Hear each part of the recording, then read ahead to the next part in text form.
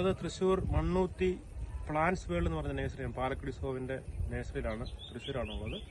അപ്പം നാഗ്പൂർ ഓറഞ്ച് ആണ് നിൽക്കുന്നത്. അപ്പം അതിന്റെ കൃഷി രീതിയും എത്ര വർഷം കൊണ്ട് കായ്ക്കും എന്നുള്ളത് പറഞ്ഞു തരുന്നതായിരിക്കും. ഇത് പുതിയൊരു ചെടിയല്ല, നമ്മുടെ സാധാരണ നാട്ടിലുള്ളതാണിത്. നാഗ്പൂർ ഓറഞ്ച് എന്നാണ് ഇതിന്റെ പേര്. ഇത് 2 ടൈമിലും കായ വരും. നല്ല തണവുള്ളതിലും ചൂടുള്ളതിലും കായ വരും. ഇത് നമുക്ക് കടയിൽ നിന്നൊക്കെ മേടിക്കാൻ പറ്റുന്ന പോലത്തെ ഒരു നല്ലതൊരു ഓറഞ്ചാണിത്.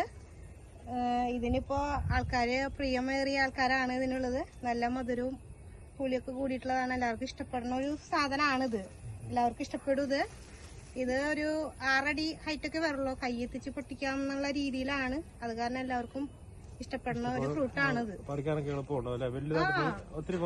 ഇല്ല, അധികം ഹൈറ്റ് ഒന്നും വരില്ല. നല്ല കൈയെത്തിക്കാൻ പറ്റുന്ന. എത്ര വർഷം കൊണ്ട് കായ്ക്കുമായിരിക്കും?